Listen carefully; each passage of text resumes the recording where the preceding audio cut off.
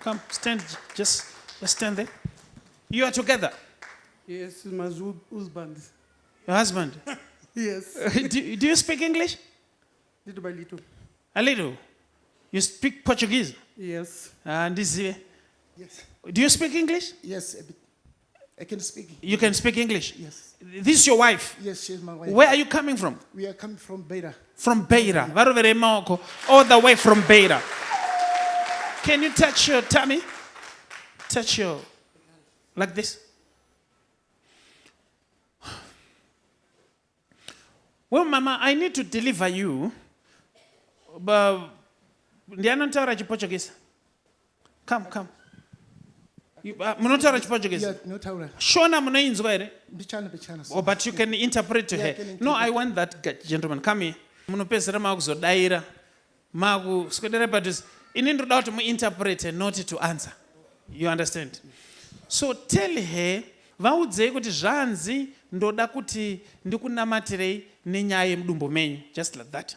Ele diz que quer orar para si por causa da sua barriga. Enda padhuze na mama. Peraí, papa. Mazvinzwa ere? Está a perguntar se percebeu ou não. Percebi. So ndatarisa ndikaoneswa kuti imimi mudumbu menyu mune ma-complications pama-days enyu.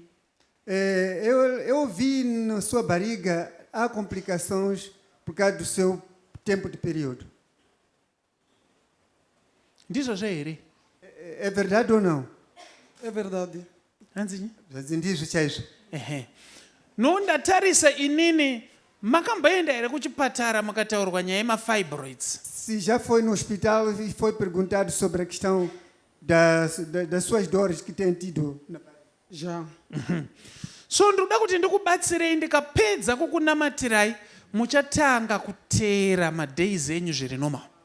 Eu quero agora orar para si. Depois desta oração, há de ter o tempo normal do seu período.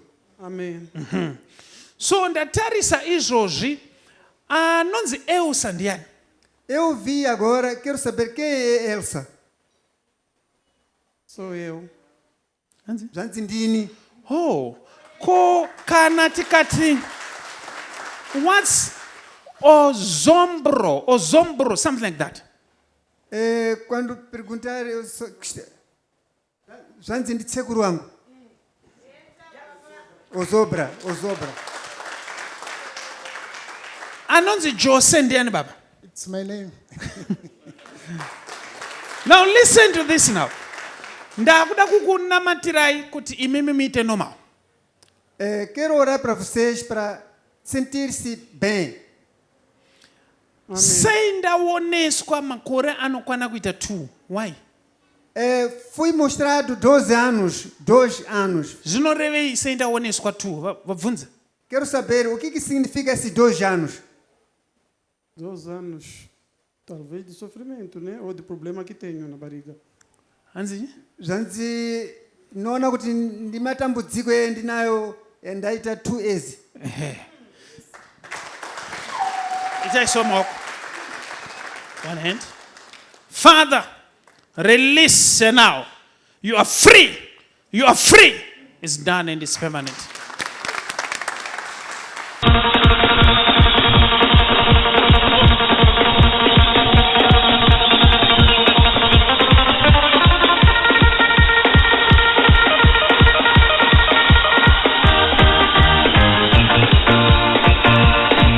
KwekWe Revival Night na Prophet Freddy. KwekWe Revival Night musi weFriday 29 May 2026 kubva na 9 p.m. kusvika kwaedza.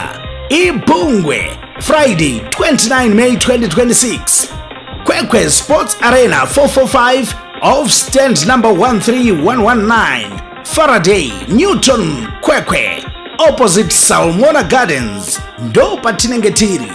Kune vanoda kuona munhu waMwari 1-on-1 mukana unenge uripo. Tibatei nhasi pa 0778 059 270 0778 059 270 WhatsApp number 0786 318 886. 0786 318 886. Goodness and Mercy Ministries, the home of prophecy, deliverance, word and prayer.